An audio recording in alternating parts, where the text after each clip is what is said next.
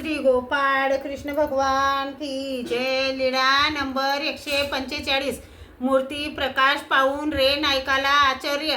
एके दिवशी सर्वज्ञ मध्यरात्री मठावर गेले. सर्वज्ञ उभे राहिले. सर्वज्ञांच्या श्रीमूर्तीपासून प्रकाश निघाला. तो रे नायकाच्या आवारात झरोख्यातून पडला आणि तो उजेड पाहून रे नायक गोंधळून उठले. दरोडेखोर आले की काय पाहतात तर प्रकाश दिसला. मग दारे उघडली. चौकीदाराला विचारले, हा रे उजेड कशाचा होता? चौकीदार म्हणाले, सर्वज्ञ मठावर गेले होते तेव्हा सर्वज्ञांपासून प्रकाश पडला. मग त्यांना आश्चर्य व चमत्कार वाटला. मग दुसऱ्या दिवशी सर्वज्ञांच्या